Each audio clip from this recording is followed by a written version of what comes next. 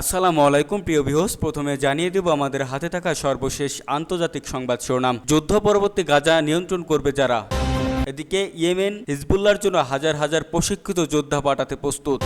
অন্যদিকে ইউক্রেনের বিরুদ্ধে রাশিয়ার জোর প্রস্তুতি, সেনা বাড়ানোর নির্দেশ। আরও জানিয়ে দেব গাজায় যুদ্ধবিরতি নিয়ে আলোচনার জন্য মিশর যাচ্ছেন ব্লিংকেন। এবার যুদ্ধজয় ইউক্রেনের পরিকল্পনা 90% প্রস্তুত বললেন জেলেনস্কি। সর্বশেষ জানিয়ে দেব ইমরান খানের বিচার সামরিক আদালতে করার বিবেচনায় নেই, জানালেন পাকিস্তান সরকার। এতক্ষণ শুনছিলেন সংবাদ শিরোনাম, এবার বিস্তারিত। তার আগে আমাদের ভিডিওটি ভালো লেগে থাকলে লাইক, কমেন্ট এবং সাবস্ক্রাইব করবেন এবং কে কোথা থেকে দেখছেন কমেন্ট করে জানিয়ে দিবেন। যুদ্ধ পরবর্তী গাজা নিয়ন্ত্রণ করবে যারা। হামাস ইসরায়েল যুদ্ধ এখনও শেষ হওয়ার কোনো লক্ষণ নেই, বরং দিন যত যাচ্ছে ততই কঠিন হচ্ছে সমীকরণ। এর মধ্যে বেশ কয়েকবার আন্তর্জাতিক শক্তিগুলো শান্তি প্রস্তাব দিল, তা ব্যর্থ হচ্ছে ইসরায়েলের প্রধানমন্ত্রী বেনিয়ামিন নেতানিয়াহুর গয়াতুমির কারণে। তেল আবিবের দাবি যুদ্ধ পরবর্তী গাজার নিয়ন্ত্রণ থাকবে ইসরায়েলি বাহিনীর হাতে, তবে তা মানতে নারাজ ফিলিস্তিনিরা। তাই এবার যুদ্ধ পরবর্তী গাজার নিয়ন্ত্রণ নিয়ে নতুন রূপরেখা দিলেন হামাস নেতা, জানালেন কারা নিয়ন্ত্রণ করবে গাজার শাসন। আরব নিউজের এক প্রতিবেদনে বলা হয়, গাজায় যুদ্ধ শেষ হওয়ার পর অঞ্চলটি পরিচালনা করবে ফিলিস্তিনিরা।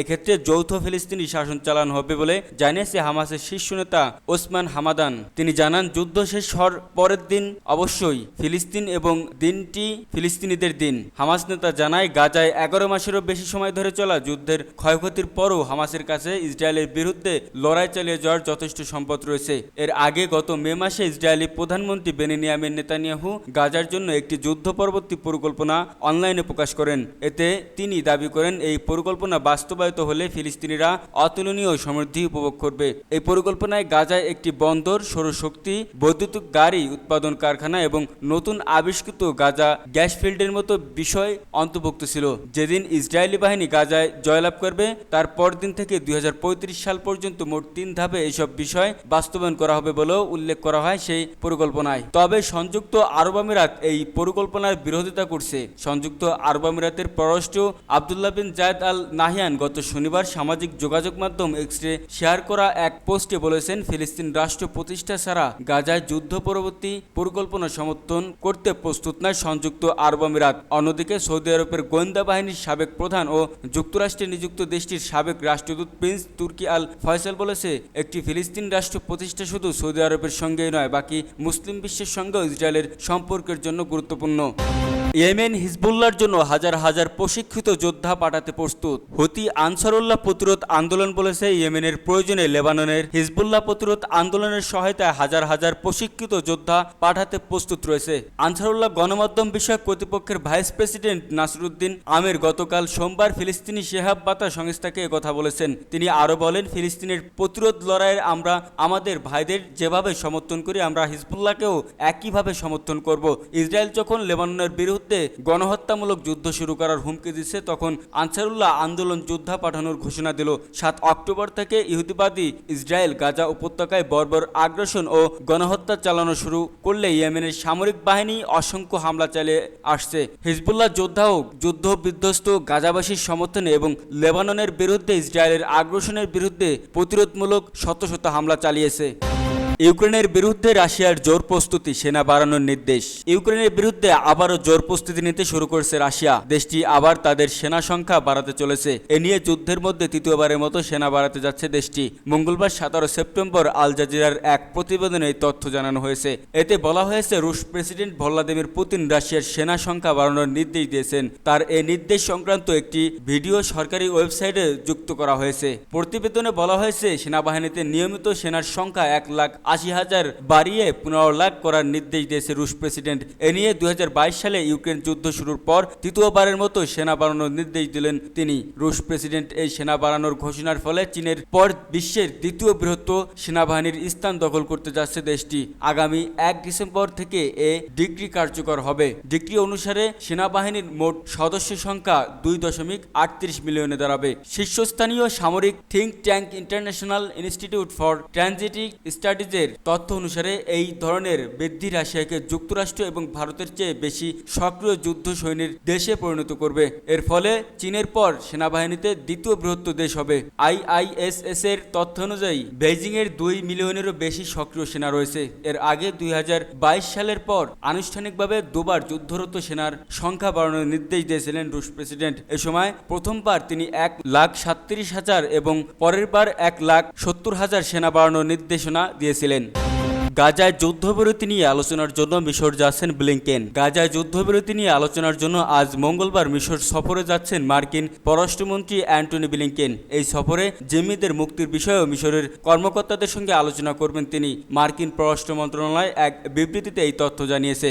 ইসরায়েল ও ফিলিস্তিনের মধ্যে একটি চুক্তি সইয়ের লক্ষ্যে কয়েক মাস ধরে চেষ্টা চালাচ্ছে যুক্তরাষ্ট্র, কাতার ও মিশর। এই চুক্তির উদ্দেশ্য হামাস ও ইসরায়েলের মধ্যে চলমান যুদ্ধ বন্ধের পাশাপাশি ইসরায়েলি জিম্মি ও ফিলিস্তিনি বন্দীদের মুক্তি নিশ্চিত করা। যুদ্ধবিরতি চুক্তির ক্ষেত্রে এখন সবচেয়ে বড় বাধা দুটি। একটি হলো গাজা ও মিশরের মধ্যকার অসামরিক অঞ্চল ফিলাডেলফি করিডোরে নিয়ন্ত্রণ রাখতে চায় ইসরায়েল। অন্যটি হলো বন্দী বিনিময়ের রূপরেখা চূড়ান্ত করা। আল জাজিরার খবরে জানা গেছে, মিশরের সঙ্গে ইসরায়েলের 1979 সালের ক্যাম্প ডেভিড শান্তি চুক্তির অংশ হিসেবে গাজার দক্ষিণে 14 কিলোমিটার দীর্ঘ এবং 100 মিটার প্রশস্ত একটি ফিলাডেলফি করিডোর প্রতিষ্ঠা করা হয়। এই করিডোরকে অসামরিক অঞ্চল ঘোষণা করা হয়। বর্তমানে ফিলাডেলফি করিডোর ইসরায়েলি প্রতিরক্ষা বাহিনীর নিয়ন্ত্রণে রয়েছে। গাজায় যুদ্ধবিরতি চলাকালে এই করিডোরে ইসরায়েলি সেনা মোতায়েন রাখা নিয়ে হামাস ও ইসরায়েলের মধ্যে বিবাদ রয়েছে। হামাসের দাবি, যুদ্ধবিরতি চলাকালে সীমান্ত এলাকা থেকে ইসরায়েলি সেনাদের সরিয়ে নিতে হবে। মার্কিন পররাষ্ট্র মন্ত্রণালয় এক বিবৃতিতে জানায়, সব জিম্মি মুক্তি নিশ্চিত করা, ফিলিস্তিন জনগণের দুর্ভোগ লাঘব ও বৃহত্তর আঞ্চলিক নিরাপত্তা প্রতিষ্ঠায় একটি চুক্তিতে পৌঁছানোর বিষয়ে আলোচনা করবে ব্লিংকেন। কয়েক দশকের পুরনো ইসরায়েল ফিলিস্তিন সংঘাতে নতুন করে রূপান্তরে সূত্রপাত হয় গত 7 অক্টোবর। সেদিন ইসরায়েলের হামলা চালায় হামাস।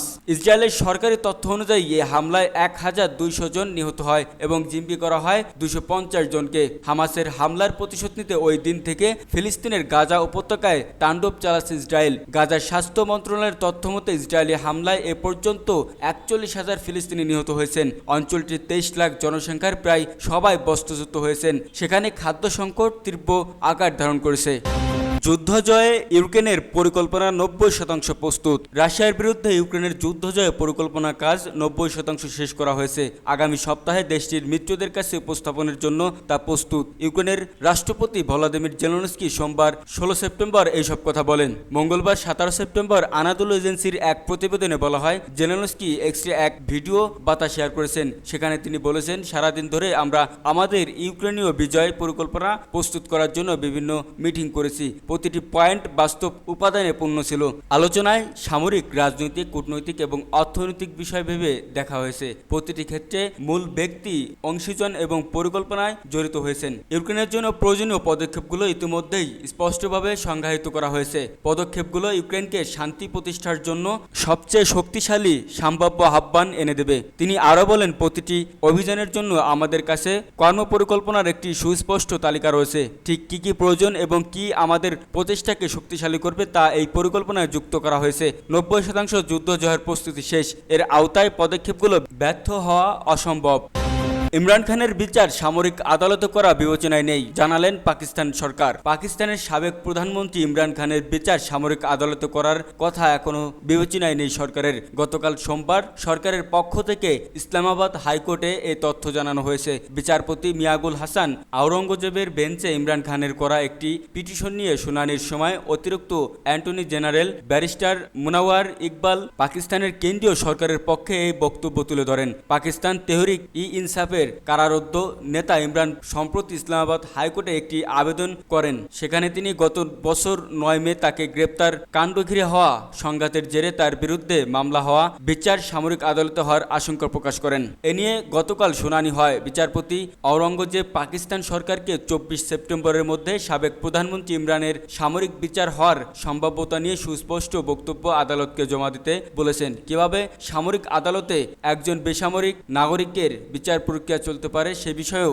সরকার পক্ষকে জিজ্ঞাসা করছে বিচারপতি আওরঙ্গজেব। জবাবে প্রতিরক্ষা মন্ত্রণালয়ের আইন কর্মকর্তা অবসরপ্রাপ্ত ব্রিগেডিয়ার ফালাক নাজ বলেন, কোর্ট মার্শাল কার্যক্রম শুরু করার আগে সংশ্লিষ্ট ম্যাজিস্ট্রেটকে অবহিত করা হয়। পাকিস্তান সেনা আইনের ধারা 2D এর অধীনে কিছু অপরাধের জন্য সামরিক আদালতে একজন বেসামরিক ব্যক্তির বিচার করা যেতে পারে। তবে প্রতিরক্ষা মন্ত্রণালয়ের কাছে ইমরানের সামরিক আদালতে বিচার প্রসঙ্গে এখন পর্যন্ত কোনো তথ্য নেই বলে জানিয়েছে এজি ব্যারিস্টার মুনাওয়ার। তিনি বলেন, যদি সামরিক কর্তৃপক্ষ তার বিচার করতে চায় তাহলে সাবেক প্রধানমন্ত্রীকে আইন মেনে তার মোকাবিলা করতে হবে। যদিও এ বিষয়ে এখন পর্যন্ত কোনো সিদ্ধান্ত গ্রহণ করা হয়নি বলেও আদালতকে জানান ব্যারিস্টার মুনাওয়ার। এ পরিপ্রেক্ষিতে আদালত ইমরানের আইনজীবীকে জিজ্ঞাসা করেন, যেহেতু প্রতিরক্ষা মন্ত্রণালয় এখনো কোনো সিদ্ধান্ত গ্রহণ করেনি সেক্ষেত্রে তাদের পিটিশন আগাম কিনা। জবাবে আইনজীবী উজির ভান্ডারী আদালতকে বলেন, ব্যারিস্টার আকিল মালিক আনুষ্ঠানিকভাবে বলেছেন সাবেক প্রধানমন্ত্রীর বিচার সামরিক আদালতে হবে,